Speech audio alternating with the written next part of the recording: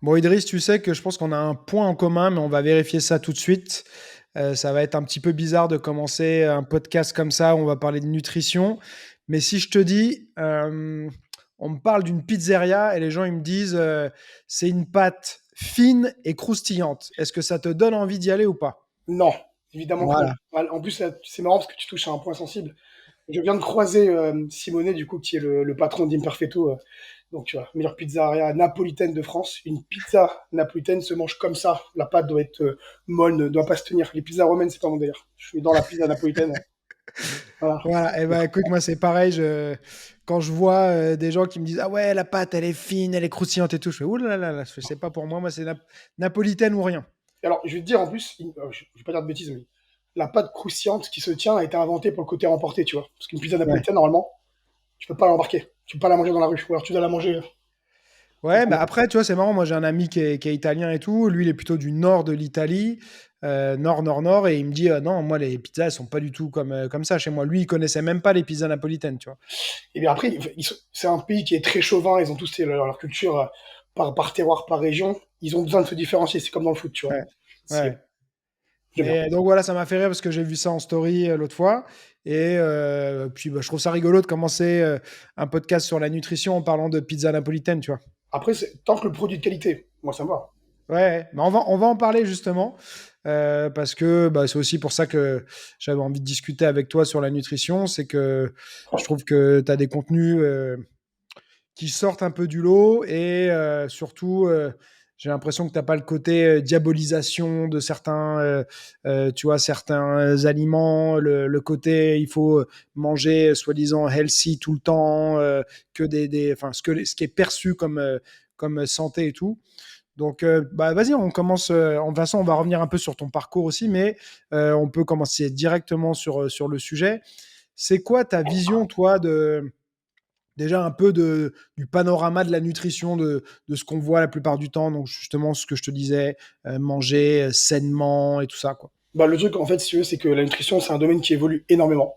Depuis 10 ans, ça a été révolutionné. Et tout ce que tu avais de diète de l'époque, tu sais vraiment où tu avais un tiers de l'assiette, où tu devais consommer voilà, des recommandations avec les légumes à volonté, tout ça, ça a changé. Il y a pas mal de notions scientifiques qui sont intervenues en gros, dans ce domaine-là. Pour moi, il y a un truc qui est important, c'est mettre de la précision et de la fréquence dans ce que tu fais. D'accord. Ça permettra à ton corps d'anticiper, du coup, d'éviter de stocker de manière bête et méchante. Et ça te permettra de te focus sur la qualité. D'accord. T'as pas de restriction tant que tu consommes des produits de qualité. Mais il est évident que les produits de plaisir, c'est une bêtise, t'habites en Italie, tu vas pas manger une bonne burrata de chez ton voisin tous les jours, ça n'a pas de sens. C'est redécouvrir la notion de plaisir par la qualité et pas par la quantité. Donc tu pourrais manger tout en soi, d'accord. Tant que c'est bien fait. Le souci, c'est que, comme tu as demandé, les gens associent diète au bagne. Tu vois le truc. Ah, je suis en diète, ça va durer un mois, etc. Ça marche pas comme ça. Le but d'une diète, c'est un mode de vie, c'est bien manger, mais le côté focus sur le healthy, le côté, tu vois, non, je suis pas dans la surconsommation d'Instagram là-dessus, voir un avocat coupé en 10, non, je pense pas que ce soit le, Un petit avocado toast, non? exactement, c'est très tendance. Alors attends, parce que tu vois, tu dis se concentrer sur les produits de qualité, mais c'est quoi? Du coup, parce que les produits de qualité, c'est quoi? Il y a des gens qui vont leur dire produit de qualité, ils vont dire ouais, mais ça, je sais pas, je l'ai acheté super cher, c'est un produit de qualité. C'est quoi ta définition à toi? Déjà, en fait, ça va être la qualité nutritionnelle. Ça veut dire que euh, l'industrie a créé des produits incroyables en termes de facilité d'accès, d'accord, euh, mais qui vont être transformés. Déjà, si tu consommes des produits bruts que tu peux retravailler, tu vas gagner du temps en termes de qualité, d'accord, de qualité nutritionnelle. Je vais pas te demander d'acheter des produits bio, etc., parce que c'est pas accessible en termes de budget à tout le monde, mais consommer des choses précises en termes d'information nutritionnelle. Le problème aujourd'hui, c'est que les gens tombent dans la facilité, d'accord, et ça devient vite de la junk food sous couvert de c'est cher et c'est healthy, comme le bio et le végétal aujourd'hui, mais se concentrer sur la qualité nutritionnelle dans un premier temps, et ensuite tu peux commencer à alterner sur la partie kiff de, je sais pas, du petit producteur, etc. Mais déjà la qualité nutritionnelle, d'accord. Pour moi, c'est le plus Hmm. important. Tout le monde n'a pas le budget d'acheter du bio, acheter du très cher, mais en France, t'as la valeur de c'est cher, donc c'est bon. Hmm. Ok. Et donc toi, c'est ça, en fait, par exemple, quelqu'un... alors tu vas me dire, bien sûr, c'est une question d'objectif et tout. Toi, tu fais beaucoup aussi, de ce que j'ai compris, de la nutrition sportive et tout ça. C'est ta spécialisation. Mais quelqu'un, on va prendre le cas de pas mal de personnes, quelqu'un qui a besoin de perdre du poids, c'est quoi ton premier conseil? Est-ce que c'est justement sur la qualité nutritive ou tu vas quand même essayer de l'orienter directement sur bah, les calories et tout ça, les quantités. Déjà, alors, moi, je suis très cartésien et je suis connu pour être le scientifique relou de base. Tu sais, j'ai grandi dans le monde de la muscu, dans le monde de la précision. Tu vois, j'ai grandi avec les Tupperware assez tôt. Euh, il faut partir du fait que tu dois contrôler tes quantités, la fréquence, et permettre à ton corps d'anticiper. Mais la majorité des gens qui mangent mal ou qui viennent me voir, il y a tout déjà le schéma, il y a tout le schéma à refaire sur la journée, d'accord. Donc, gérer les calories, mais les réapproprier au moment précis. Et après, on parlera de kiff de qualité. Déjà, la quantité. Donc, la partie vraiment information macro, c'est la base. Vraiment la base. Ok. Créer du déficit, le placer en fonction des bons moments, et juste créer un paradoxe entre ce qu'ils faisaient et ce qu'on va faire. Et comment alors, parce que tu vois, alors c'est un truc que j'ai déjà dit et tout, mais j'aime bien poser la même question à différentes personnes. Personnellement, et alors c'est ce que j'ai remarqué pour moi, mais j'ai remarqué aussi pour d'autres personnes et tout, souvent, c'est pas tout le temps le comment, c'est-à-dire le quoi, c'est-à-dire quoi manger, quand, machin et tout ça qui est le plus dur, mais c'est l'aspect plutôt psychologique, mental, le fait de devoir changer ses habitudes, peut-être abandonner des choses qu'on kiffe, résister à la faim, tout ça. Tu vois, c'est vraiment. Souvent, je trouve que la plus grosse barrière, c'est plus mental, tu vois, que réellement. Enfin, ne pas savoir quoi manger, tu vois. Après, c'est toujours une question de ce que tu veux vraiment. C'est-à-dire que les personnes, quand elles viennent me voir, elles connaissent ma méthode. Elles savent que je peux être dur, elles savent que voilà, on va remettre des choses en place qui peuvent s'écarter de ce qu'elles font. Mais je pars du principe que si une personne fait mal, il faut lui dire comment faire bien directement. Je suis pas dans le flex, je suis pas dans le écoute, on va passer par là. Non, autant placer le curseur directement à gauche ou à droite, changer le bouton de position. Ça te plaît, ça te plaît, ça te plaît pas, ça te plaît pas. Mais au moins, tu auras vraiment des réactions objectives de la part du corps en mettant les choses bien. Le problème, c'est que le delta entre ce qu'ils font et ce qu'ils doivent faire, ça implique la motivation et la discipline. Donc ça va être soit une notion d'effort, soit une notion de ok, je me fais du bien, donc je le vis sur le long terme. À mon sens, c'est que ça qui est dur. Après, le côté diversifié, le côté cuisiné, si tu vis pas la diète comme un bagne et que tu vois ça comme un mode de vie, tu vas chercher. Tu vas commencer à étayer ce que tu fais, parce que ça va être du plaisir. Si tu le vis comme un bagne, tu vas commencer à juste calculer, à juste mettre tous tes éléments dans l'assiette et te dire j'en ai pour un mois et c'est réglé. C'est vraiment la Hmm. manière dont tu le vis, à mon sens. Et alors, comment est-ce que toi, tu es plutôt du côté justement, ce que tu dis, mettre tout de suite le curseur du bon côté. Il y a des gens qui vont te recommander de quand même pas chambouler toutes tes habitudes d'un seul coup parce que c'est le genre de truc qui est voué à l'échec souvent parce que bah, si tu changes tout du jour au lendemain, tu vas tenir à la volonté un moment, mais à un moment tu vas craquer.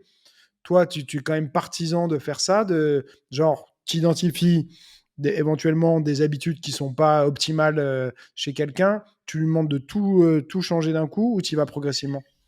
Euh, En fait, ça, si c'est vraiment des habitudes de vie concernant déjà ce qu'ils vont consommer en termes de qualité, c'est sûr qu'on va devoir changer. J'ai une bêtise, le mec mange du cordon bleu tous les jours, elle va manger du fromage à chaque repas. S'il veut changer, parce que le problème c'est que les gens sont portés par ce qu'ils veulent être, mais pas par la notion d'effort. Pour eux, bien manger sur 2 semaines, comme eux l'entendent, c'est avoir 100% de résultats. Si moi j'en propose une méthode qui propose que 50% voilà, de remise en place de ce qu'ils font mal, ils vont vouloir 100% de résultats. Je préfère placer le curseur à 120% et qu'après, quand ils partent en termes d'autonomie, voilà, ils rejoignent à 80% l'équilibre. Mais je suis obligé voilà, de passer du rien au tout, quitte à ce qu'ils partent et que la méthode ne leur convienne pas. Hmm. Moi, je vois ça comme ça. Ok. Donc, ouais, c'est soit ils arrivent à adhérer à la méthode, soit ça fonctionne pas, quoi. Complet. Bon, à mon sens, c'est pour ça qu'il y en a pour tout le monde. C'est pour ça que tu as plusieurs modes et flows. Le truc, c'est que les gens veulent des résultats. Moi, je veux pas changer mon éthique et je sais comment je fonctionne. Ça veut dire que je préfère avoir des gens qui ont la discipline de tenir sur le long terme parce qu'ils voient un intérêt, que ce soit sportif, en termes de santé ou en termes voilà, de ratio de masse corporelle, mais qui se voient vraiment mettre de l'effort et pas voilà, chercher des excuses, etc. Non, j'ai pas envie de ça. Hmm.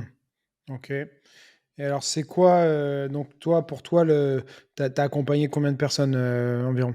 Ça fait 9 ans, euh,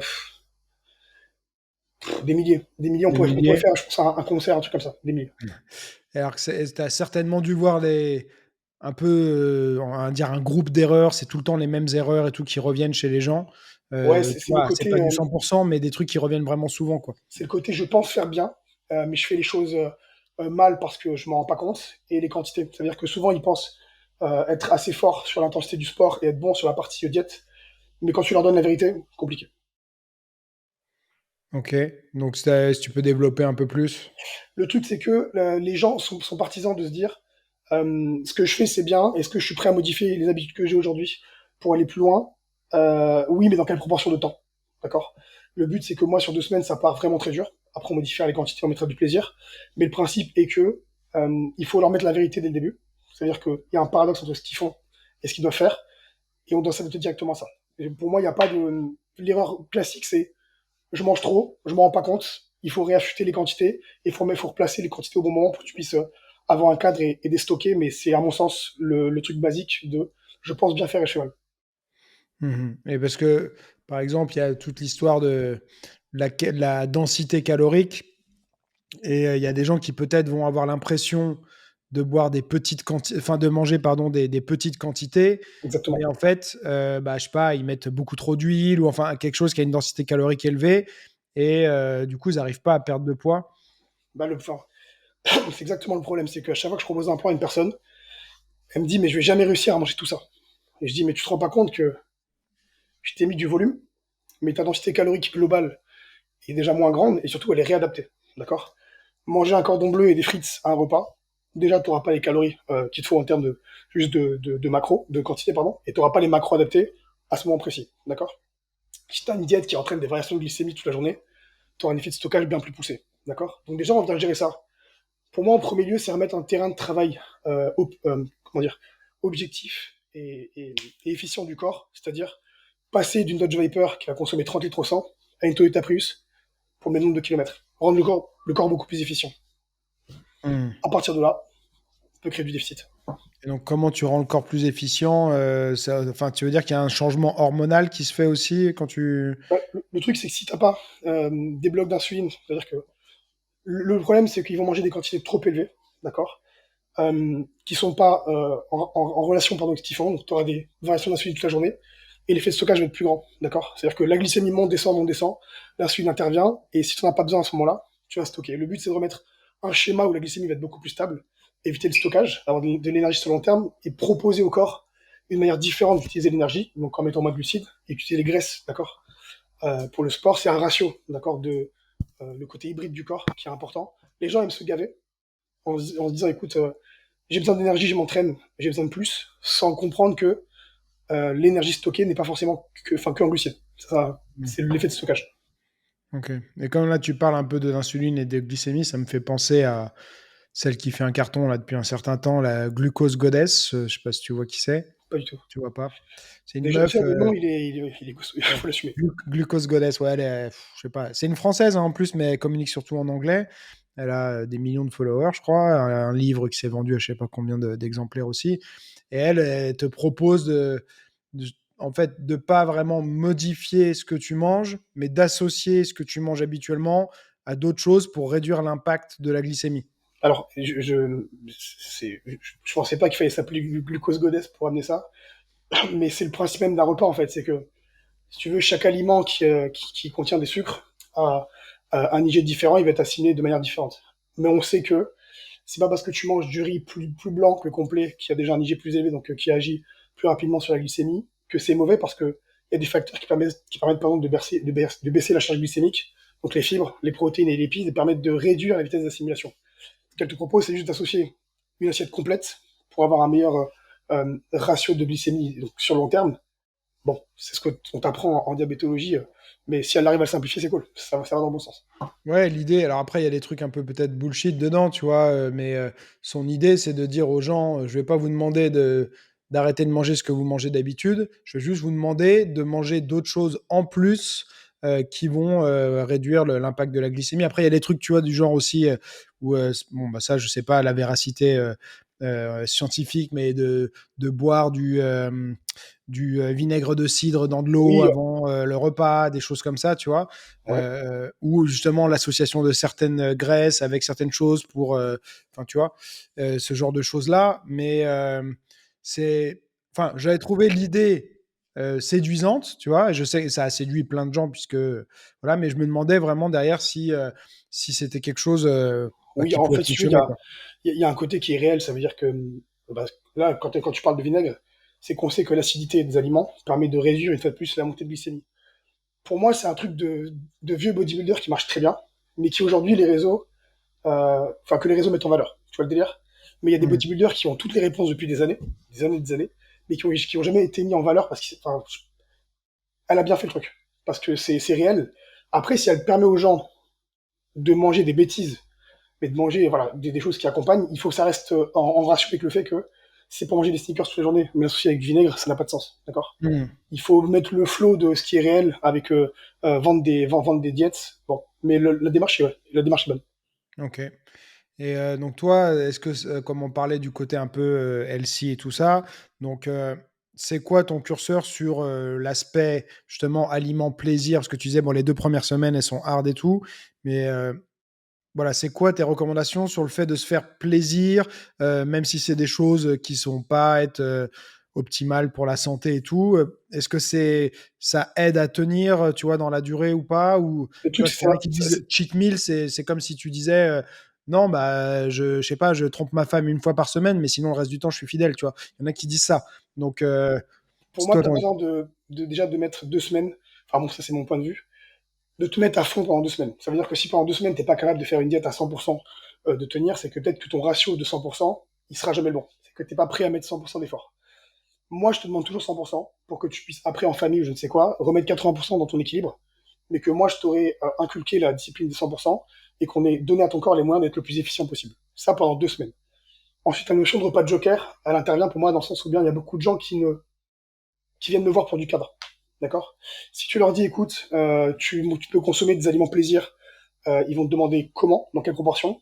Si tu leur donnes pas de cadre, ça peut être tout et n'importe quoi. J'ai vu des gens faire, j'ai pas d'alcool le mardi, un peu plus de kiff le mercredi, et me demander des résultats.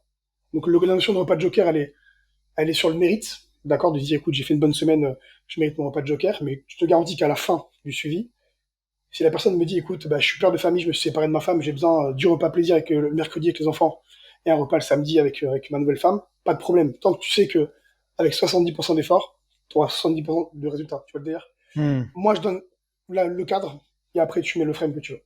hmm, ok.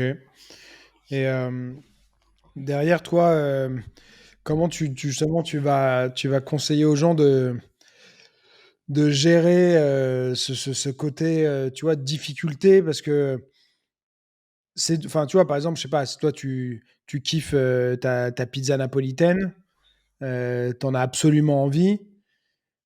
Comment tu fais si on te dit non, il faut plus que t'en manges, alors 2 semaines, tu peux Ouais. tenir et tout, mais En fait, comment tu arrives tu vois, à introduire des éléments, alors attends, ça a zoomé sur ah, c'est des joli. éléments plaisir tu vois, dans ta diète sans que En fait, ça. Parce que moi, le problème que je vois, après, tu vois, tu peux dire aux gens, bah non, ça convient pas la méthode et tout, mais le problème que je vois, c'est que quand tu es hyper restrictif, souvent, au bout d'un moment, il y a un craquage. mais c'est ça qui est le problème, c'est que la diète, c'est pas restrictif. Exemple, le problème des gens, c'est que quand moi je mets un frame du coup avec des quantités précises, tu as deux manières de le voir. Soit c'est génial parce que du coup, je peux tout anticiper. Soit c'est génial parce que je peux tout anticiper, mais en plus, euh, j'ai l'impression que je peux pas faire à manger. Le souci des gens, c'est que ils se font pas plaisir dans ce qu'ils mangent en diète. Là, j'ai posté une de mes clientes qui fait à manger, qui fait des wok, etc. Si t'as pas l'impression d'être en diète quand tu manges, parce que tu te fais plaisir sur ce que tu fais à manger, parce que tu peux vraiment faire des choses géniales, d'accord euh, T'auras pas l'impression de devoir avoir du kiff, hein, d'avoir un kiff différent en fin de semaine, si ce n'est le côté social, etc. Tu vois le délire? Si tu vis mal la diète, parce que tu as l'impression que vraiment manger bien, c'est manger dur, en effet, ça va être dur. C'est le souci. Mais par exemple, tu vois, pour creuser un peu sur ça, mais si, enfin moi ça peut être mon cas, tu vois, mais si par exemple tu as quelqu'un, tu dis bon bah voilà, faut que tu manges des légumes, tout ça, c'est important pour je sais pas, le volume alimentaire, machin, la glycémie et compagnie, et que tu as quelqu'un qui fait non mais moi enfin, ça me donne envie de vomir les légumes, je Euh, déteste ça. Ça m'est déjà arrivé. Ça m'est déjà arrivé. Je vais être franc. Si la personne mange pas de légumes, elle a 2 semaines pour s'y mettre. Hmm. Là, à ce moment-là, le problème, c'est pas les légumes, c'est la personne. De manière scientifique, on sait qu'il faut goûter 10 fois d'un aliment pour que le rejet, même physique, d'accord, vraiment le rejet ultime, soit passé. Si une personne à 40 ans mange pas de légumes parce qu'elle a pas appris ou qu'elle veut pas apprendre, malheureusement, je peux rien faire pour elle. J'ai pas de solution. Là, à ce moment-là, c'est-à-dire que c'est pas une méchanceté, c'est que j'ai pas de solution. Il faut aller voir quelqu'un d'autre qui te mentira à ce moment-là. Tu vois le délire? J'en ai vu des gens qui n'aiment pas du tout, qui n'aiment même pas la soupe. Je ne peux rien faire. Il y a des aliments comme ça que tu peux pas ôter de l'alimentation. Euh, bon, il y a un effort à faire. C'est comme l'eau en fait. Il y a des personnes qui n'aiment pas boire, qui n'aiment pas l'eau. À un moment donné, ça reste de l'eau. Tu vois ce que je veux dire? Mhm. Trouver des solutions pour voilà mettre du goût, etc. Je dis pas, mais tu dois faire l'effort. C'est toi qui viens voir la personne pour demander de l'aide, d'accord? Il faut que tu fasses ce pas parce que j'ai pas réponse à tout. Et parfois la réponse la plus simple c'est fais-le. Mhm. Et est-ce que tu prends en considération éventuellement le microbiote qui peut ne pas être adapté à certains aliments et tout ça? Évidemment, ça veut dire que il y a toute une enquête sur la tolérance alimentaire, sur voilà, sur les allergies. Le but du jeu, c'est qu'on s'adapte à tout, d'accord, en fonction des contraintes, que ce soit socio-pro ou les contraintes médicales. Mais les contraintes de goût vraiment pur et dur, on a toujours une solution également. Mais il y a des choses quand tu veux pas consommer d'un aliment qui est voilà, un aliment clé, c'est compliqué. Une personne qui mange pas de légumes, bon. Et est-ce que manger des légumes, justement, tu parlais de soupe ou en purée, des choses comme ça, est-ce que c'est une alternative, tu vois, ou il faut vraiment manger des légumes entiers, quoi? J'ai la question qui se pose là parce que j'ai des petites nanas là, qui ont la vingtaine, mais qui me disent bon, c'est bientôt la saison des soupes. Je dis putain, il y a encore du soleil chez moi, me dis pas ça. C'est une très bonne solution, c'est une bonne chose. On le sait, en plus, voilà, quand c'est fait maison. Le problème, c'est que à consommer des soupes à tous les repas, il n'y a plus l'effet de mastication, il n'y a plus Hmm. l'effet de process mécanique qui va amener une différente texture des fibres au niveau du microbiote, au niveau de la lumière intestinale, pardon, et du coup, la digestion va être différente. Boire une soupe, ça reste comme boire de l'eau. Tu vois ce que je veux dire? La digestion est déjà faite. Ok. Donc oui, ça reste des légumes, c'est intéressant, mais tu peux pas en consommer à tous les repas pendant une semaine parce que c'est l'hiver. Hmm. Impossible. Tu vois, parce que moi, si je te prends un peu mon cas, moi, je suis cœliaque, tu vois. Ok. Et alors, je mange quand même du gluten, tu vois. Et parce que, étrangement, le gluten me fait pas, enfin, m'éclate pas le bite, tu vois. Ok. Par contre, la majorité, alors j'ai essayé le low FODMAP, machin et tout ça. La majorité des légumes non mixés et compagnie et tout. Alors, il y en a que j'arrive à manger, hein, tu vois, notamment, je sais pas, les asperges vertes. J'aime bien me faire des asperges vertes en entrée et tout ça.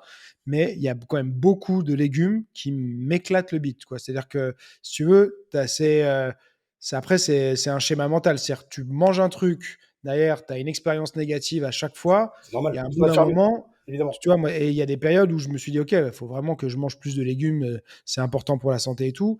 Et j'ai beau le faire pendant 2 mois, 3 mois, ça continue à m'éclater le bide. Quand c'est la guerre aux toilettes, au bout d'un moment, tu fais c'est bon, je vais Après, arrêter, quoi. là, je vais te dire un truc, pareil pour l'avoir vécu sur des années. Là, il y a une réelle contrainte médicale, d'accord? Ça veut dire qu'à ce moment-là, il faut faire une biopsie, il faut analyser quel type de fibre te fait mal. Est-ce que c'est le cru? Est-ce que c'est, tu vois, l'inflammation de la paroi pardon, intestinale? Il y a des solutions médicales, mais surtout, il y a une démarche de faire l'effort. Tu vois ce que je veux dire? Il est évident que si pour avoir une diarrhée à chaque fois que tu vas aux toilettes, il y a ce qu'on appelle du psychosomatique qui arrive, et du coup, la crainte de l'avoir fait que tu n'as plus faim. Tu vois le délire? C'est hors de question. Mais il y a une différence entre j'aime pas les légumes, vraiment, c'est pas mon délire, mais je pourrais en manger et avoir un problème comme ça. Ça, c'est un vrai problème. Hmm. Ok, Et si ok. les gens qui ont un souci médical, moi je vois plein, j'ai bossé en diabétologie, j'ai des sportifs musculeux qui ont du diabète de type 1 ou qui sont à pompe à insuline, font l'effort de faire les choses bien parce qu'ils ont envie d'être comme tout le monde, entre guillemets. Pourquoi une personne qui a tout pour elle serait capricieuse? Tu vois ce que je veux dire? Mhm. C'est un truc, s'adapter au goût, c'est une chose. Idriss, je bois pas d'eau, je mange pas de légumes, qu'est-ce que tu peux faire pour moi? Bah rien, désolé, je vends pas de. Impossible. Mhm. Ok. Et on va parler un petit peu, toi, t'aimes bien attaquer un peu aussi, je crois, les mythes et tout ça, ou les tendances, tu vois, dans la nutrition. Donc, il y a plein de tendances différentes. Allez, on va commencer avec le jeûne intermittent. Ah oui, t'attaques fort, toi. Ah Euh, bah ouais, attends.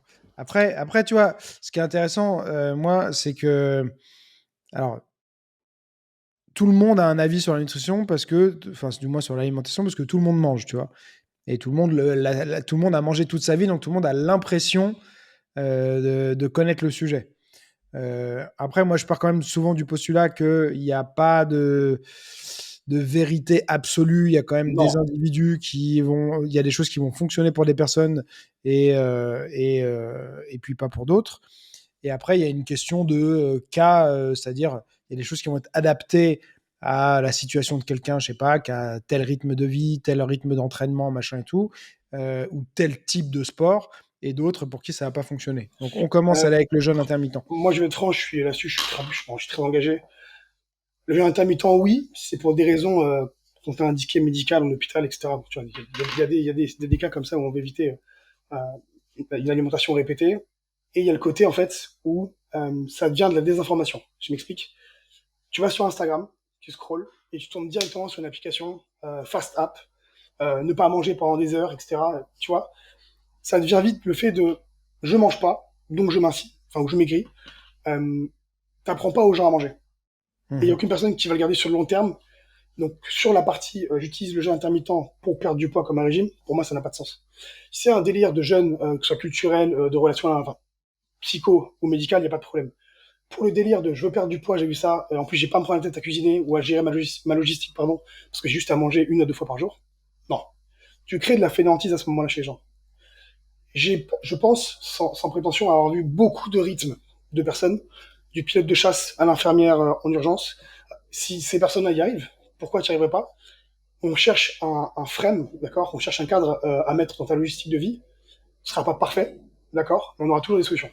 Si la solution pour toi, c'est ne pas penser à ce que je peux faire, mais à juste chercher la facilité, bon. Et en termes de résultats purs et durs, perdre du poids ne veut pas dire que tu perdras le bon ratio de masse graisseuse en comparaison avec le fait que tu veux prendre de la viande. Ça, c'est un truc.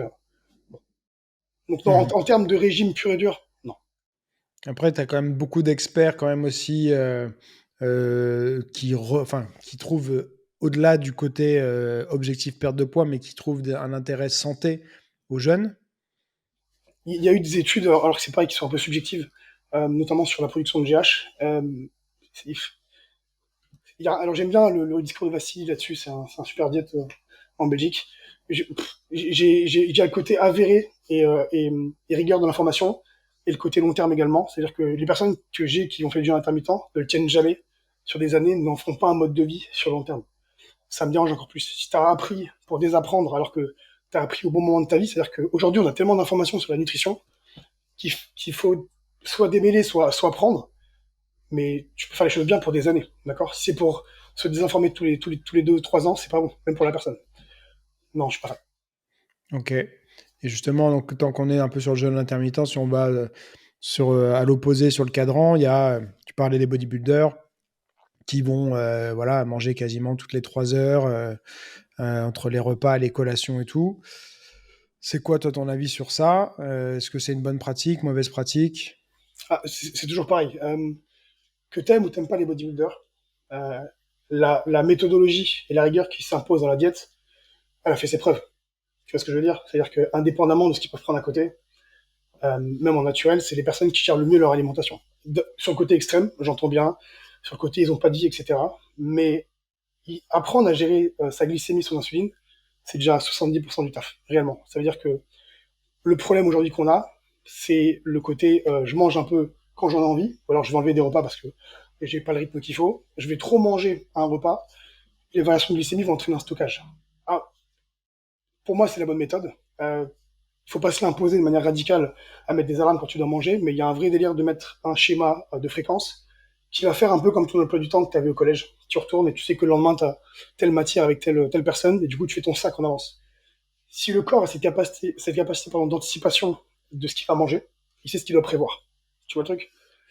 C'est un cadre qui est important pour lui pour gérer les quantités de stockage et sa capacité à faire de l'énergie. Pour moi, c'est la méthode qui marche.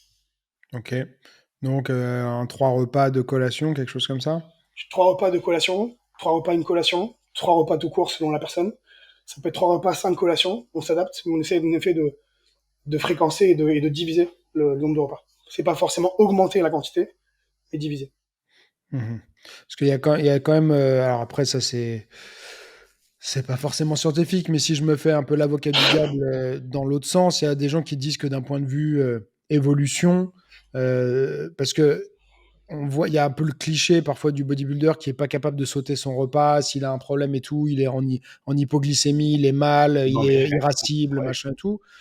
Est-ce qu'il y a quand même pas ce que des fois les gens ils appellent une flexibilité métabolique à avoir, c'est-à-dire que évidemment. est-ce que ça risque pas quand même, tu vois, de genre manger toutes les 2 heures et demie, de désapprendre à ton corps à fonctionner sans apport calorique? Le souci, en fait, c'est que, je pense que c'est européen d'ailleurs, ou plus vers nous. On voit l'extrême à chaque fois. Tu vois le délire? On voit le bodybuilder qui est comme ça et qui a des apports, qui a besoin d'apports vraiment réguliers par rapport à ce qu'il doit faire. Il maintient l'anabolisme et monsieur madame tout le monde. Il est évident que le cadre correspond à ton équilibre et tu peux faire moins bien, entre guillemets, et t'en sortir. Le truc, c'est que réapprendre à ton corps à mettre de la fréquence, ça lui permettra aussi d'utiliser d'autres alternatives pour faire de l'énergie. C'est-à-dire que apprendre à être efficient avec la dose de glucides que tu manges te permet d'utiliser plus de graisse. Au contraire, c'est-à-dire que là, ton corps, même s'il mange pas, tu auras une chute de glycémie, mais le but, c'est que tu aies un relais d'acide gras. Mais de toute manière, faire la comparaison, enfin, on prend toujours le bodybuilder qui est énorme, qui a besoin vraiment d'avoir une fréquence.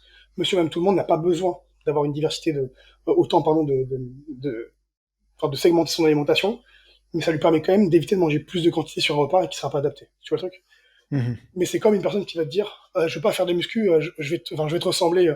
Non, ça va prendre du temps. La comparaison est pas jouable. Mhm. Ok.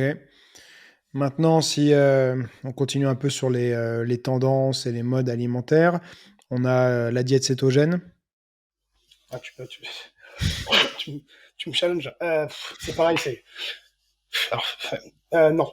Pour moi, non. En plus, c'est pareil, c'est-à-dire que je suis dans des cadres d'activité sportive où le lactique et notre performance dépend des glucides. Tu vois le truc? Euh, Mhm.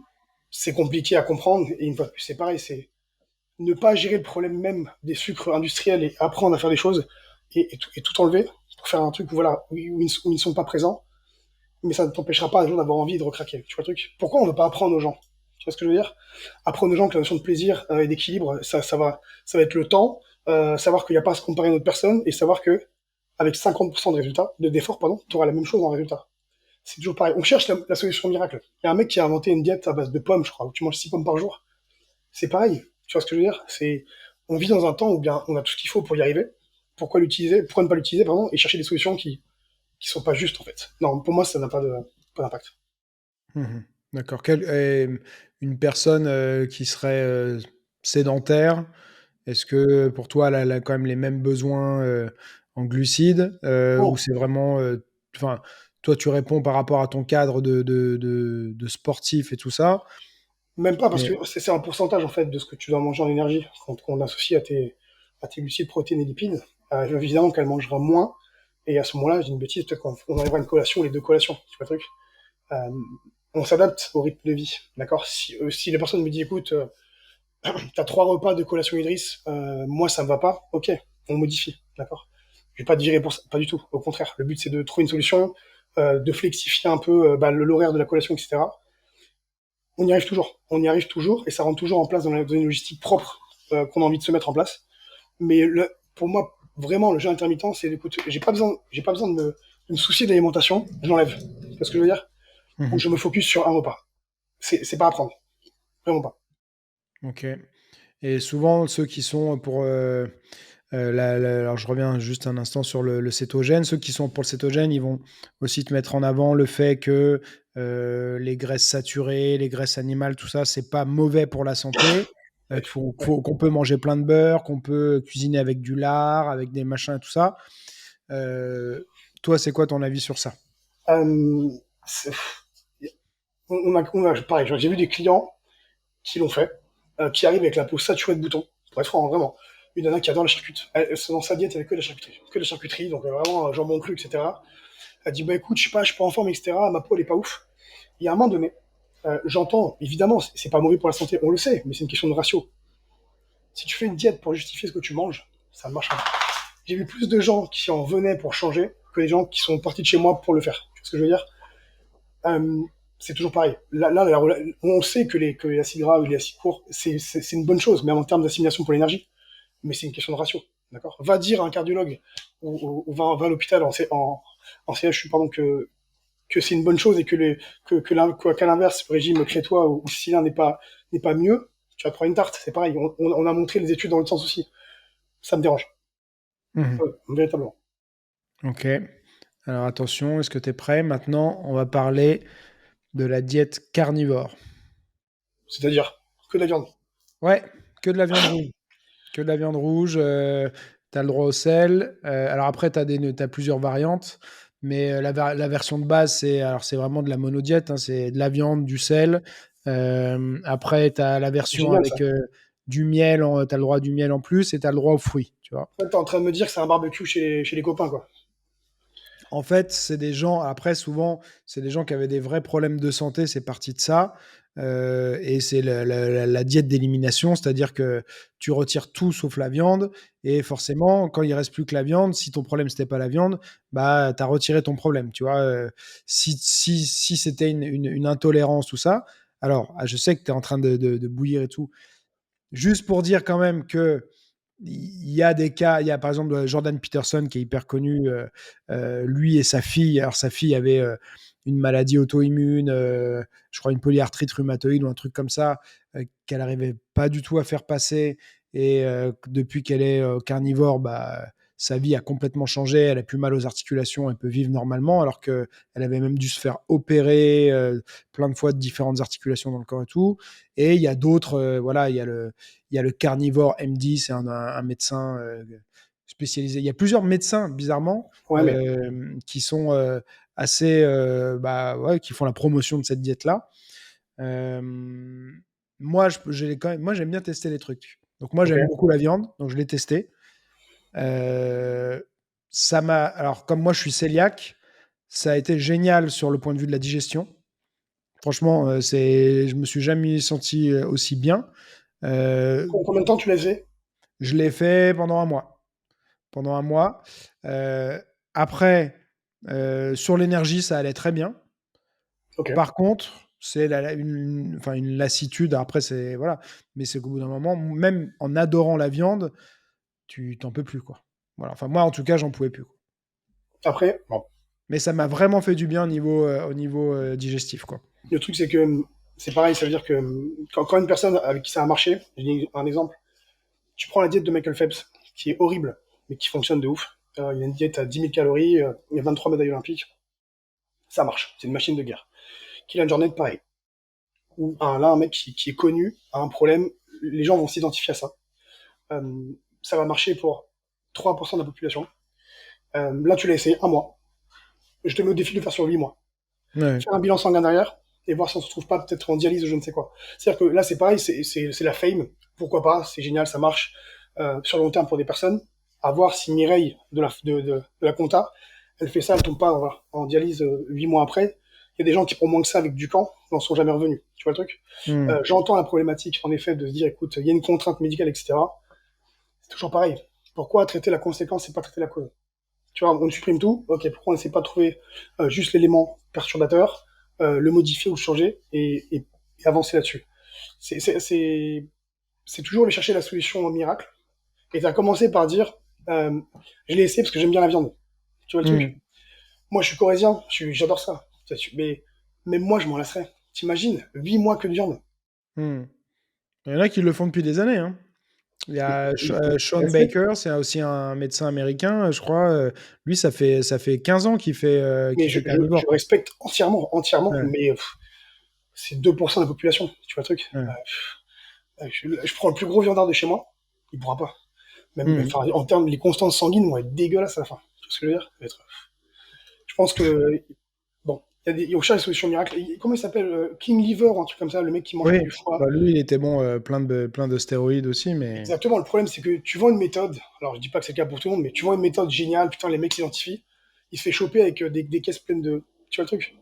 Mhm. Bon, les solutions miracles, pour moi, c'est pas un truc qui fonctionne. Je préfère voir le miracle chez une personne et dire, putain, le mec, c'est génial, et ça marche pour lui, pour sa performance, peu importe, plutôt que de dire, écoute, ça marche pour toi, ça marche pour tout le monde. Tu vois le truc?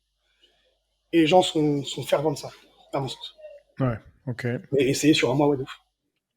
Et alors, attends, je réfléchis si j'ai d'autres tendances comme ça à te partager. Là, comme ça, il m'en vient pas. Juste, est-ce que t'es OK un petit peu pour essayer de peut-être dire aux gens, je sais pas, alors c'est bien sûr, souvent il y a besoin de personnalisation, mais ce serait quoi un peu une journée type, tu vois, de recommandations par Idriss. Alors je veux pas, tu vois, que ça empêche les gens de prendre du coaching avec toi et tout. Donc si Non, non, du tout. tu partages que tu es OK pour Non, partager, mais pour que les non, gens se fassent une idée je vais peut-être de c'est quoi la donner plutôt les éléments répartition, clés. les recommandations et tout, quoi. Pour moi, les éléments clés, c'est plus que les quantités, c'est mettre des moments précis par rapport à ta logistique de vie que tu vas pouvoir répéter en schéma, d'accord? Que ton corps puisse assimiler la sensation de faim au moment où il va l'avoir, parce que tu vois, c'est le côté habitude en fait que tu recrées, et ta glycémie va aussi s'adapter par rapport à ça. Donc tout est adaptable, mais tu dois créer un schéma de vie, même si sur 3 journées différentes de ta semaine, qui se ressemblent, d'accord? Et, et tes 2 repas principaux doivent se ressembler. La chose la plus importante également pour moi, c'est qu'il n'y a pas de limite de temps pour manger. Ça veut dire que il y a des personnes qui s'entraînent le soir jusqu'à 23 heures et qui vont avoir peur de manger par effet de stockage. Si tu consommes de l'énergie, tu vas le remplir, peu importe l'heure. Après, les quantités, c'est interindividuel, mais la notion de tout est adaptable. C'est un truc auquel j'y crois. C'est pas parce que tu as vu des personnes avec des plans, des collations, voilà, tout est flex, mais c'est imposer un cadre de discipline. Après, ça va être des choses très basiques pour moi, c'est-à-dire que je pars du principe que après c'est la précision sur les quantités, mais il y a une notion vraiment de plus tu vas cadrer, plus tu vas permettre à ton corps d'anticiper, que ce soit sur le système endocrin ou le système juste d'énergie, et tu auras une force au bout de 2, 3 semaines que tu pourras répéter. Ça, c'est le truc que les gens perdent, c'est la notion de routine et de discipline. C'est vraiment pour moi la base. Et en termes de protéines, est-ce que d'après ton expérience, les gens en consomment suffisamment? Ils en consomment trop. Ils en consomment trop parce que pour eux, en fait, les protéines font le muscle, évidemment. Mais le problème, c'est que je vois dans le CrossFit, ou dans les sports un peu de fitness, tu sais, quand une nana va être en diète, vraiment avant l'été, je grossis le truc, hein. Je vais enlever tous les carbs, je vais augmenter les protéines. Le truc, c'est que tu vas venir grignoter de la protéine pour faire de l'énergie, donc tu viens pas enrichir ton muscle en protéines. Tu vois ce que je veux dire? Il y a une notion de protection des protéines par les glucides que les gens perdent. Ils en consomment trop. Ça veut dire que parce que les régimes du quotidien qu'on te donne et la vision de manger des protéines arrivent enfin, permettent la satiété, ils en consomment beaucoup trop. D'accord? Quand je demande en séminaire combien de pourcentage vous associerez aux protéines, glucides et lipides, les protéines peuvent arriver au moins à 50% sans problème. C'est vraiment par rapport à la diète sociale. Ok. Parce que moi, c'est vrai, alors là, tu vois, c'est la première fois que j'entends quelqu'un qui dit ça, parce que Ah, t'as souvent, enfin moi, je vois, j'ai quand même souvent vu des gens, tu vois, qui vont manger, alors c'est pas les gens qui mangent bien, mais qui vont manger un plat de pâtes le midi, ok. bah, alors, il y a un peu de protéines dedans, tu vois, mais et qui vont manger une salade avec des légumes, j'en sais trop rien. Et là, enfin, il y a pas de vraie source de protéines, tu vois, ou qui vont manger une fois par jour. Tu manges ton blanc de poulet de 150 grammes une fois par jour. T'as quoi? T'as 20 grammes, 25 grammes de protéines dedans. Si le reste de ta journée, c'est des légumes, des féculents, et qu'il n'y a pas d'autre apport, Je suis d'accord. tu termines à 30 ou 40 grammes de prod sur la journée. Pour moi, c'est pas assez, quoi. C'est une question en fait, d'environnement. Comme moi, bah, je suis dans le CrossFit. C'est monsieur et madame tout le monde dans le CrossFit. Ils sont vite, rapidement happés par le truc. Hmm. C'est trop. Moi, chez moi, il y a toujours trop de protéines. Et enfin, j'ai beaucoup moins l'aspect, comme tu dis, plâtré de pâtes, version étudiante, etc. Souvent, j'ai trop de protéines. J'ai du shaker qui arrive alors qu'il a pas d'intérêt. J'ai Fabien qui a commencé le CrossFit il y a un mois, qui a acheté toute la panoplie. On est plutôt là-dessus, tu vois. Hmm. J'ai plutôt le problème inverse. Mais là où en plus tu as raison, c'est que ça crée un problème, un de récupération d'anabolisme, c'est une chose. Sur la santé immunitaire également, parce que c'est des protéines, et sur la partie glycémie, parce que tu n'amènes pas les protéines qui permettent de faire baisser donc, la vitesse d'assimilation. Il y a un véritable souci là-dessus. Mais il y a aussi des personnes qui ont du dégoût par rapport, qui imaginent protéines donc viande. Donc il faut trouver des Hmm. solutions par rapport à ça. Tu vois le truc? Il y a des produits qui sont riches en protéines, mais qui ne sont pas forcément dans le carnet. Mais ça demande une pratique de cuisine, d'accord? Hmm. Donc ils préfèrent tout enlever. Donc ça, c'est un problème. Et le matin, puisque nous, on est dans une culture, tu vois, c'est un truc qui m'a. Alors moi, je j'ai aucun problème à manger salé le matin. Et c'est assez marrant quand tu voyages, tu vas dans des pays où, tu vois, tu vas dans des clubs où il y a des buffets le matin et tout, et il y a beaucoup de salé. Et presque à chaque fois que je vois des gens manger du sucré, c'est les Français. Et Parce que c'est la tradition, c'est la ouais. tradition. On a du miel incroyable, on a du beurre de Normandie, on a du. Tu vois, voilà, mais tu vas en Allemagne, putain, et puis c'est salé et pas beau. Tu vas en Hmm. Angleterre, c'est salé, c'est travaillé. C'est une culture.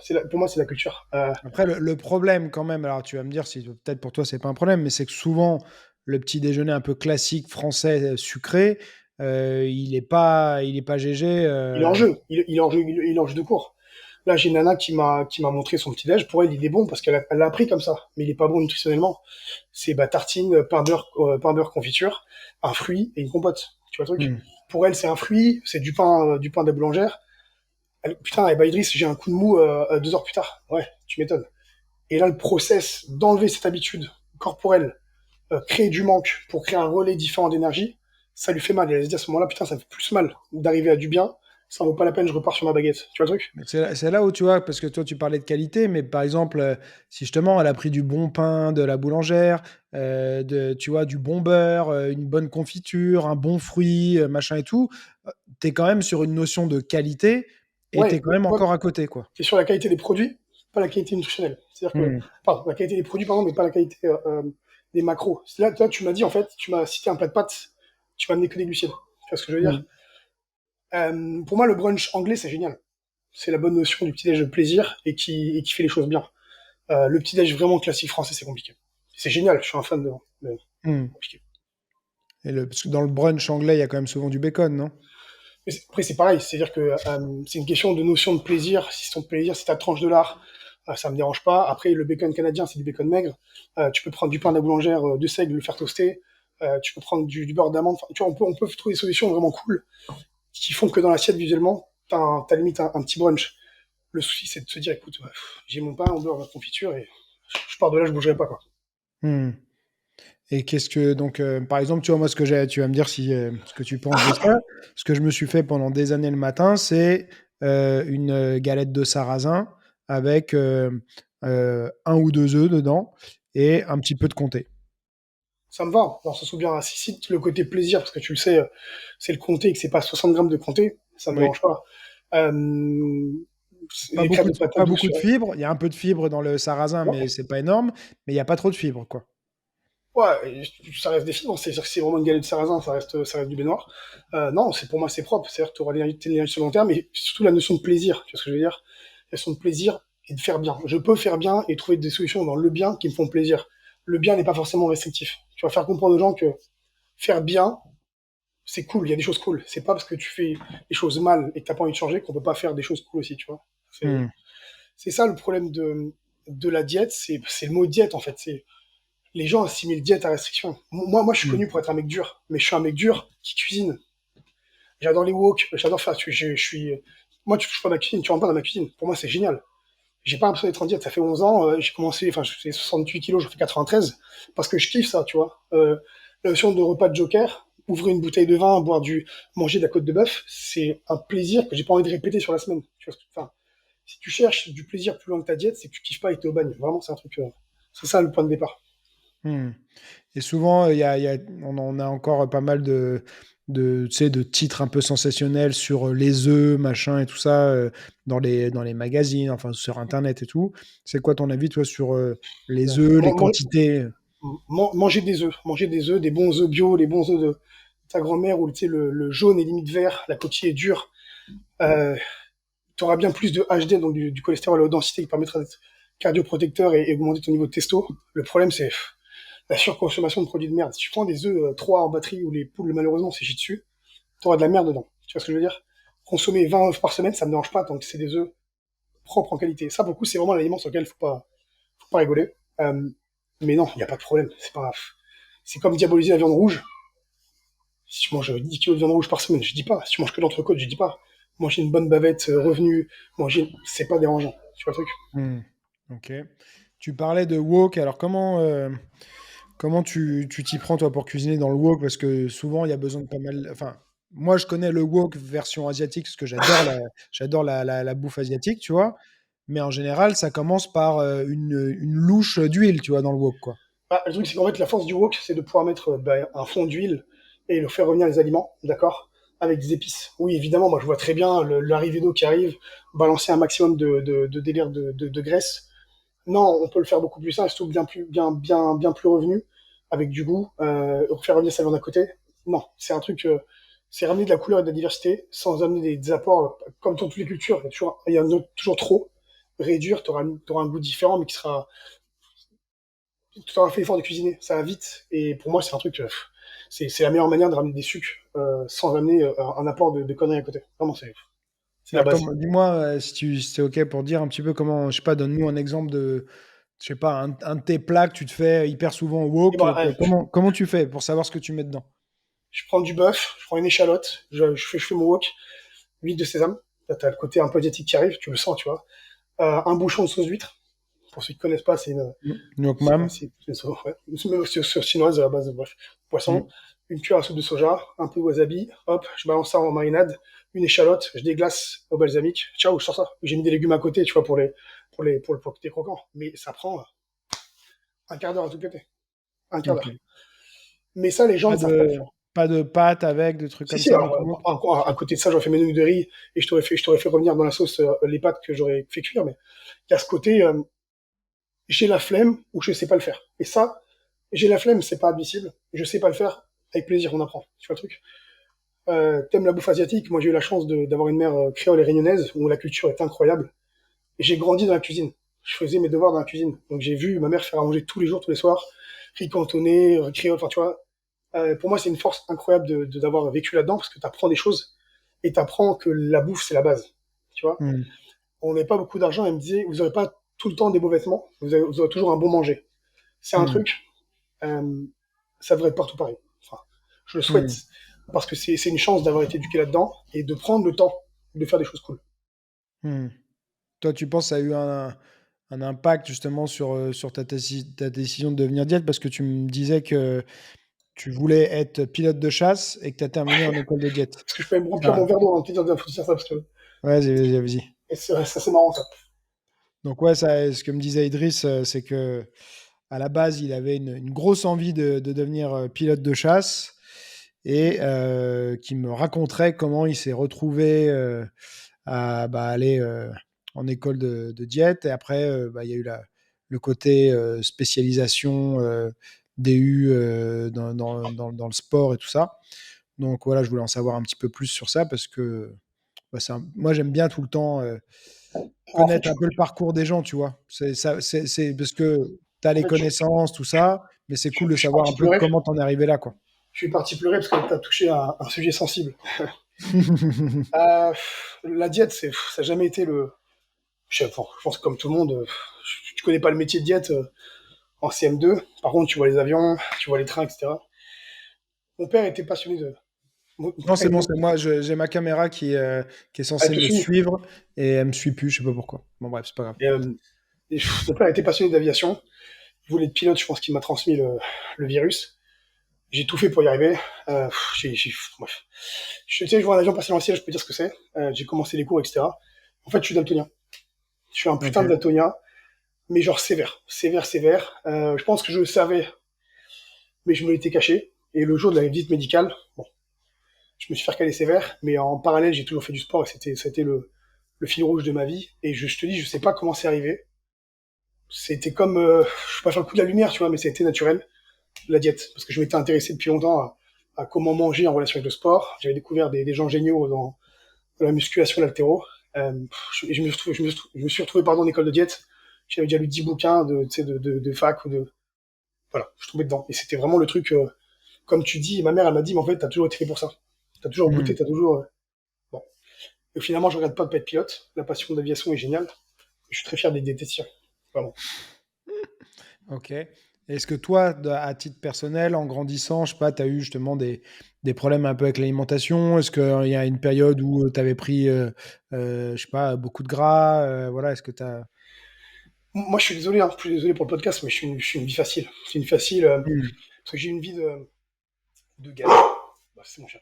La galère de la cité, entre guillemets, mais j'ai des parents qui se sont pétés en huit pour bien manger, si on parle que de ça. Mon père est indien, il y a chicken butternut à table, enfin, c'est vraiment des choses pour toujours faire à manger. Et chez ma mère, c'était pareil. Elle travaillait de jour et de nuit. Quand elle travaillait de nuit, elle culpabilisait de nous laisser seuls, alors qu'elle allait bosser. Elle laissait la maison nickel à chaque fois. Elle laissait un plat sur la table. Tu vois ce que je veux dire?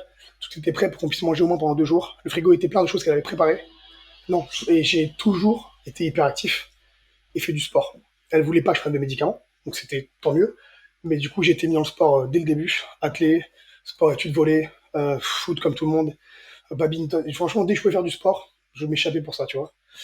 Donc non, j'ai pas été gros, mais j'étais très mince. Très très mince. Et là, c'est l'histoire du mec qui est trop mince à 17 ans, qui voit un magazine de muscu écrit Trony, et qui se dit putain, je vais être comme lui, quoi. Tu vois le délire? C'est Hmm, plutôt ça. ok. Et je vois juste, parce que ça me fait penser à ça, tu me parles que ton père donc, est indien qui faisait la nourriture indienne. Moi, j'adore la nourriture indienne, tu Et vois. t'es un grand fervent de l'Asie, du moins.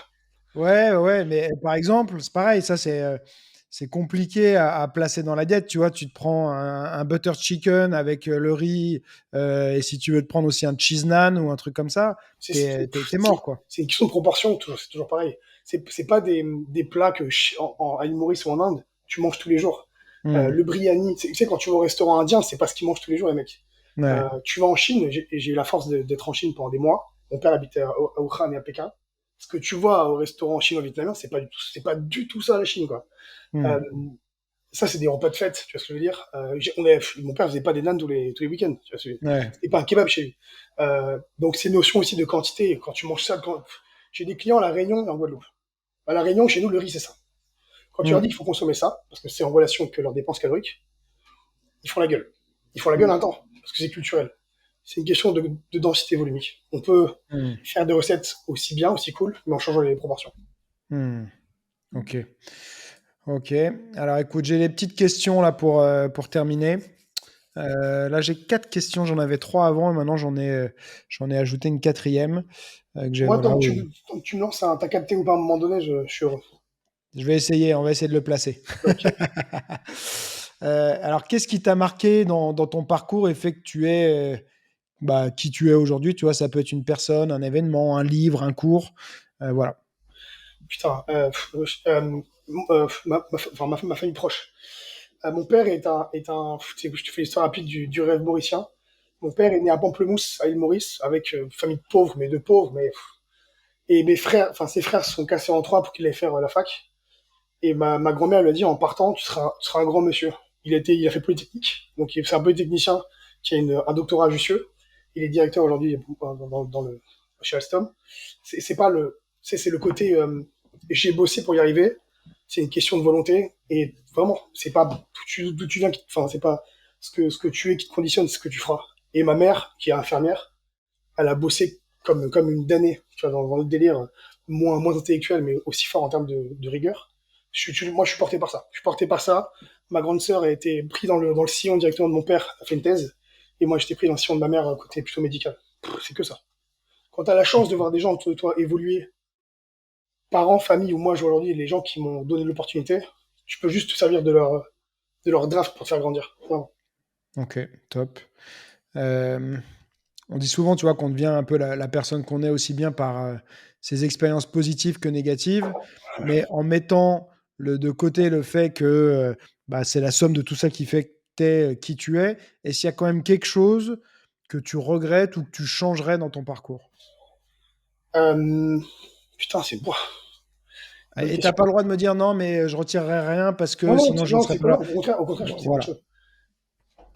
Dans le parcours de diète, où je pourrais faire un autre métier, par exemple, ou changer. Tout dans ta vie. Pas spécialement ton parcours de diététicien, ton parcours de vie, quoi. C'est quoi? Il y a un truc, je pense. On est là, on n'est pas la somme des gens qui nous entourent, enfin pas que, mais on ressemble quand même beaucoup à nos parents, tu vois, aux gens qui nous ont éduqués. Moi, je vois, j'ai des tics beaucoup de mon père. C'est apprendre à être peut-être un peu moins cartésien, un peu moins dur. Ça, c'est ce qui me porte, mais ce qui parfois aussi me fait défaut dans ma vie perso, etc. Tu vois, ce côté un peu, tu sais, en fait, je réagis vite parce que c'est comme ça. Tu laisses pas la place au côté un peu plus, tu vois. Hmm. Peut-être ça, ce côté-là, il est un peu trop chercher la solution du problème, et il y a que ça qui existe. Tu vois ce que je veux dire? Ouais. Pour moi, tout est science, tout est, tu vois. Même le côté spirituel peut être science. C'est ça, je Ok. travaillerais peut-être plus là-dessus. C'est ce que je cherche aussi, et ouais, il y a un vrai truc. Ok. Alors en fait, je t'avais dit quatre questions, il y en a cinq. Bon bah écoute, c'est pas grave, hein, on a le temps un peu encore. Large. Alors, est-ce qu'il y a un truc sur lequel tu as changé d'avis récemment? Ça peut être un avis ou une croyance. Moi, j'aime bien, tu vois, ouais, bah, c'est une question, je trouve, intéressante. Alors, il y en a qui changent d'avis sur rien, donc ils ont rien à dire. Mais souvent, voilà, quand c'est un truc peut-être que tu as pensé ou que tu as cru pendant très longtemps, voilà, est-ce que tu as quelque chose sur lequel tu as changé récemment? Tu parles de la vie ou Tout, hein. Tout, surtout. Ça peut être sur ton métier, mais ça peut être complètement sur autre chose. Le premier truc, en fait, qu'est-ce qui t'est venu en tête quand je t'ai dit ça? que l'homme n'est pas forcément bon, vraiment de base. Tout le monde dit que l'homme est bon de base, ça paraît bête, hein. Mais je pense qu'il y a vraiment des gens qui naissent pour être mauvais. C'est Hmm. bizarre, on dit comme ça, mais qui vont avoir la culture de l'empirique du mauvais et qui décident, quand ils sont en âge de penser par eux-mêmes, de continuer le culte de ce qu'on leur a appris. Tu vois ce que je veux dire? Si ton Hmm. père a été mauvais avec toi, soit à un moment donné, tu t'en dissocies ou pas. D'accord? Je pense pas qu'on est que la somme de ce qu'on a été, mais tu peux aussi cultiver ça, la peur, etc. Tu vois? Et Hmm. moi, honnêtement, je suis qu'amour. Je suis là-dedans. Je pense qu'on peut tout faire là-dedans. Je suis pas une personne. Je pense qu'on peut tout faire en dedans. Et je l'ai appris à mes dépens, dans tout, tu vois, en grandissant, en étant plus mûr que à trop donner parfois. On s'en prend dans la gueule et en donnant, on pense que c'est de la gentillesse. Donc pour moi, l'homme n'est pas forcément bon de base. Vraiment. Ok. Ça paraît bête, mais en termes de croyance scientifique, pour moi, tout peut changer à tout moment. Donc, Ouais. Ok. Alors ça peut être une réponse un peu similaire, mais est-ce qu'il y a un truc qui t'hérisse vraiment les poils, un truc qui te saoule profondément à chaque fois que tu entends quelqu'un dire ça, quelque chose qui revient souvent et t'en peux plus d'entendre ça, mais, et tu aimerais bien que les gens, si c'était genre un panneau que tu pouvais afficher, que les putain, gens ouais. ils seraient obligés de voir, c'est qu'est-ce que tu mettrais dessus, quoi. Mais c'est pareil. En plus, moi, j'ai été éduqué avec des idoles, des mecs bêtes, hein, mais des Bruce Lee, enfin, j'adore les trucs. C'est dur, j'y arrive pas. C'est dur, j'y arrive pas. Genre, c'est un truc, vraiment, ok, bah arrête, arrête. Et surtout, arrête de te plaindre. Arrête de te plaindre. Ah, enfin, c'est un Hmm. truc, j'y arrive pas. On s'en fout. On s'en fout. Enfin, tout le monde s'en fout. Le voisin s'en fout, moi je m'en fous. Le temps que tu parles, tu peux travailler. Je le vois tous les jours. Ça fait 10 ans pratiquement que je fais ça. Quand t'as une personne qui t'appelle à 7 heures du matin pour se plaindre, parce qu'il y a une partie psy, c'est difficile à encaisser, parce que tu lui dis des choses qu'elle comprend, qu'elle dit comprendre, dans le process de grandir, et la semaine d'après, putain, j'y arrive pas. Donne-moi les raisons, on en discute. Enfin, tu vois, je pense que vraiment tout est jouable par tout le monde. J'ai vu des gens, j'ai un mec, il est pilote de chasse, et en ce moment, il passe sa vie autour de l'Ukraine, il fait ses collations dans l'avion alors que c'est interdit, tu vois le truc.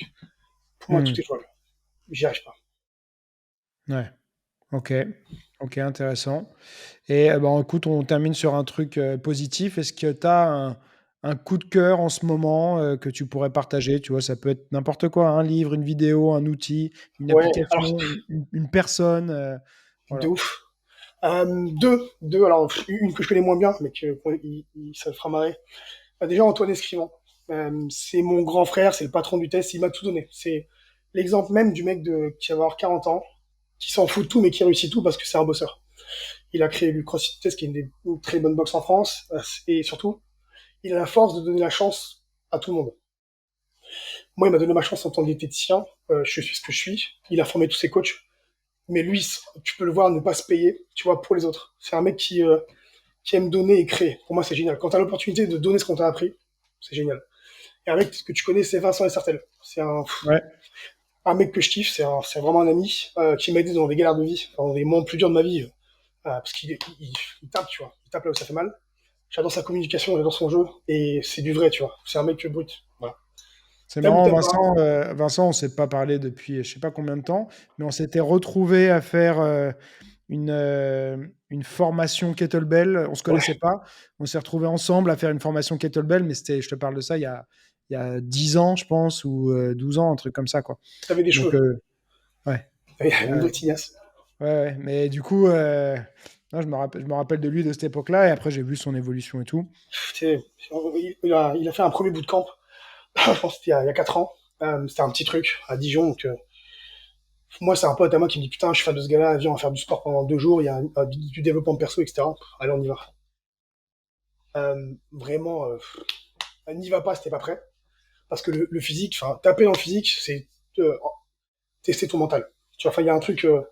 un process qui était génial. Le mec est dur mais doux à la fois. C'est très bizarre dit comme ça. Il y a une Hmm. réflexion. C'est-à-dire que ce que tu vois sur les réseaux, c'est les réseaux. Tu prends ou t'as pas compris, c'est ton problème. Mais il y a un putain de mec derrière. Ça me plaît. C'est un bon exemple de mec qui a réussi, qui a cru en lui, qui continue à garder sa ligne de conduite dans ce qu'il fait. Il s'adapte pas aux gens. Tu vois ce que je veux dire? Hmm. Tu prends pas. Et je sais qu'à terme, je peux te convaincre parce que c'est pas que j'ai raison, mais écoute mon discours. Je vais te montrer qu'on peut faire ça. C'est cool. Hmm. Est-ce que du coup, c'était un bootcamp, tu dis, c'est ça? Il faisait quoi? C'est-à-dire qu'il utilisait la difficulté physique pour déclencher les trucs sur le plan mental, c'est ça? Ou... Un truc bête, c'est le côté. Déjà, on était 10 mecs avec chacun son parcours, etc. C'était même pas pas 10 cassos, c'était 10 mecs qui voulaient s'envoyer. Et le sport, c'est le côté fraternel. Vraiment, quand tu es dans la mer, quand le mec vient très bien à 3 heures du matin pour faire des pompes dans la pluie, au moment de parole, tu te délies plus facilement quand tu as créé du contact un peu dans la galère avec ces gars-là. Même si c'est intense et que c'est un moment. Donc quand il y a les temps de parole et qu'on pense qu'à la partie, on doit échanger pour se connaître, ça va plus facilement, tu vois. Ça reste 10 gars qui ont souffert, entre guillemets, et un mec qui, voilà, tu vois, on peut être dans le dur et on peut kiffer ensemble. C'est juste ça, de manière simple. Et c'était, non, c'est génial. Vraiment, mec. Et après, j'y suis reparti en perso, moi. J'ai eu une blessure au niveau je me suis opéré du bras, bref, je suis parti un week-end pour me faire du bien. Là, c'est en perso avec lui, il sait là où taper. Ok, intéressant. Intéressant. Je suis retombé un peu sur son contenu récemment sur Instagram et tout. C'est vrai que j'avais pas, j'ai suivi ça de loin. Ouais, il est dans la fame, là. Il est dans la fame, il me fait des petits trucs un peu. Moi, j'aimais bien l'époque, sa muscu de connard, on peut le dire. C'était génial, mec. Puis pour l'avoir vu, moi, l'avoir ceinturé, pour faire. Les gens se rendent pas compte. C'est vraiment un mec qui a bossé. En plus, c'était un combattant, hein, tu vois. Hmm, Euh, c'est pas un mec qui montre pour montrer. Bon, c'est ce qu'il fait, c'est solide. Et c'est la générosité du gars. Le mec est. Tu vois. hmm. Bon, Ok, bah, écoute, si les gens veulent aller regarder de ouf. Vincent Issartel. J'ai fait de la pub, mec. Euh, et puis, bah, écoute, est-ce que tu as un truc que tu voudrais dire ou pas, à part le t'as capté ou pas? Non, Euh, ouais, de ouf. Dans la partie, dans ce qui se passe aujourd'hui, ah, tout le monde n'a pas eu l'éducation scientifique, mais apprenez à faire le tri dans toute l'information qu'il y a et réfléchissez quand on vous donne un truc. Que ce soit un truc qui peps ou enfin, tu vois, prenez l'information, digérez-la, exploitez-la et ne prenez pas tout parce que dans le monde de la diète aujourd'hui, dans tout, dans le sport, t'as tout. Et t'as tout et n'importe quoi. Mais comment tu fais le tri? C'est ça la vraie question. Parce que, à part moi, ma méthode de tri, bon, il y a des choses des fois où tu vois rapidement que ça va pas, mais souvent la méthode de tri, c'est d'expérimenter aussi. Je suis entièrement d'accord avec ça. Et le côté, ne pas donner sa confiance trop vite à la personne parce que il y a des gens, et je l'ai vu moi, le discours est tellement bon que tu t'attaches au personnage, Hmm. sans la valeur scientifique. Et après, il y a des gens que tu peux payer pour ça. Moi, contrairement à toi, je suis pas très bon en informatique. Là, je vais te montrer la photo de mon setup, tu vas rigoler. Non, vraiment, c'est ridicule. Mais il y a même des mecs qui t'apprennent à, à réfléchir comme ça. Vraiment, c'est génial. Cherchez l'information, apprenez. Ne jamais cesser d'apprendre et transmettre. Pas d'histoire. Ouais, Est-ce c'est un que tu truc. aurais un conseil sur comment reconnaître enfin, comment différencier une bonne et une mauvaise information? Je vais dire un truc dur. C'est comme un certain site qui vend des compléments alimentaires pas cher du tout. Et quand l'offre est trop bonne, c'est qu'il y a un problème. Hmm. Vraiment. Quand l'offre est trop bonne, c'est qu'il y a un problème. Toutes les masterclass gratuites, je sais pas. Quand l'offre est trop bonne, c'est qu'il y a un problème. C'est un truc qu'on m'a appris très vite. Toute chose a un prix, la connaissance a un prix d'argent ou autre. Mais tout a un prix de temps, c'est comme les formations diète, nutrition en ce moment. En 3 mois, tu peux miroiter des. Non, c'est qu'il y a un problème. Enfin, tu vois, pour tout. Hmm. Quand c'est trop beau, c'est pas bon. Et là, alors attends, parce que bon, je veux pas relancer trop le podcast non plus, mais comme tu parles de formation et tout, ça me fait penser à la micronutrition. Ça, c'est important. C'est important parce que moi j'ai des grosses notions là-dessus, mais tu vois, j'ai bossé pour des sportifs de haut niveau avec des micro-nutritionnistes qui, eux, prennent en charge cette partie-là, et moi, la partie plutôt macro et gestion du quotidien. C'est important. C'est important parce que souvent, c'est pas leur métier, ou alors, sauf s'ils ils s'en sortent très bien, ils font autre chose à côté, mais c'est super intéressant et c'est un vrai complément de la diète. Quand le Hmm. mec est bon, ça fait une vraie différence. Vraiment. Ok, donc ça, tu mets pas ça dans le camp des trucs bullshit, hein. Non, mais pareil, il y a des vraies formations, il y a des vraies études, il y a des, tu vois, Hmm. si c'est devenir micro-nutritionniste devant ta télé en 2 mois, ça n'a pas de sens. Ça n'a pas de sens. Hmm. pas dire ça à un laborantin qui a passé 8 ans de sa vie, tu vois, à apprendre des choses. Quand on me dit que le contenu aujourd'hui est bien plus accessible, mais que tu as fait ta formation en 3 mois, je veux bien. J'ai passé 3 ans sur les bancs et je sais pas comment dire. J'ai à moins de 50 heures par semaine. C'est un truc que tu peux pas. Une fois de plus, l'information est trop belle pour être vraie, tu vois. Tu pourrais challenger ces personnes-là sur n'importe quel détail, ils auraient pas la réponse. Tu peux pas t'improviser quelqu'un quand tu dois prendre les gens en main pour leur santé. Tu vois le truc? Hmm. Ok. Ok. Eh ben, écoute, on termine sur ça. Merci beaucoup, Jamie. C'est un plaisir. Moi, Merci, je Idriss. t'ai découvert l'année dernière. J'ai fait toutes tes vidéos. Toutes tes vidéos. Il y a des coups qu'on fait à la maison avec un pote. Il a vu que je faisais des podcasts avec toi. Il m'a dit, putain, trop bien, gros. C'est incroyable. Le Netflix, enfin, ce que t'as créé, c'est trop cool. C'est novateur. Et t'as l'air de t'en sortir. Trop bien. Ouais, Félicitations. ouais, bah écoute, moi ça fait longtemps que je fais ça. Je suis pas. Allez, Après, il y génial. en a qui me découvrent récemment, forcément. Moi, ça fait un petit bout de temps que je suis là-dedans. Mais voilà, après, bah, quand je vois des gens, hop, qui ont l'air intéressants et tout, derrière, je les contacte et puis ça fait plaisir d'échanger et Est-ce que d'avoir tu peux nous le. donner une info sur le prochain? Allez, en exclusivité. Un indice. Franchement, là, en fait, tu sais, je les tourne. Il y en a que je les tourne à la suite. Alors, toi, tu regardes beaucoup sur Instagram, donc c'est les formats courts et tout ça. Non, Je non, les ai même. j'ai fait beaucoup de podcasts comment dire, sur Spotify aussi, Ouais, avec des altéros notamment. J'ai un podcast de pratiquement 3 heures si on parle que de vie. Mais il faut que les gens aient envie d'écouter deux connards qui parlent comme ça, tu vois. ouais. C'est pas très bon. Bah, moi, Euh, j'adore les podcasts, hein. Moi, je fais des podcasts parce que j'adore les Comme ça. podcasts. Bah, Voilà, j'en écoute énormément et les personnes que j'invite sur mon podcast, c'est des personnes qui m'intéressent, qui ont un sujet qui m'intéresse et sur lequel je vais avoir un avis, voilà, où je vais apprendre des choses. Donc, parce que il y a un côté un peu égoïste, hein. C'est-à-dire que moi, non, le non, podcast, c'est une non, excuse pour parler avec des gens. Parce que si je t'appelle, si j'ai pas de podcast et que je t'envoie un message sur Instagram et je te dis, vas-y, on s'appelle en visio et on discute pendant une heure. moi, je te dis oui, parce que je te dis oui, parce que alors, mais en fait, il y a deux choses. C'est égoïste, mais c'est au service de tous, parce que c'est Hmm. égoïste, mais tu prends du temps Oui, pour le monter, tu vois. C'est pas égoïste du tout. C'est-à-dire que tu prends parce que t'as donné, mais tout le monde va gagner. Tu vois ce que je veux dire? hmm. Non, je suis pas d'accord. C'est égoïste, ça aurait été dire, écoute, bon, finalement, la vidéo, je la garde, je te casse, tu vois. Enfin, Ouais. égoïste, c'est prendre un plan d'un coach et le revendre à côté. Non, là, je rigole, quoi. En plus, moi, je suis tout honoré, Merci Idriss. Je mettrai bien sûr les liens vers bah, ses réseaux sociaux et tout ça. Il y a un livre aussi, Coaching Nutrition, qui est disponible où? Et il est sorti il y a 4 ans. Le premier des ventes sur Amazon. Le premier, c'était Ok, donc sur Amazon, on peut le trouver. Amazon, la Fnac. Voilà, ok, au top. Merci Idriss. Merci à toi. Ciao, ciao. Ok.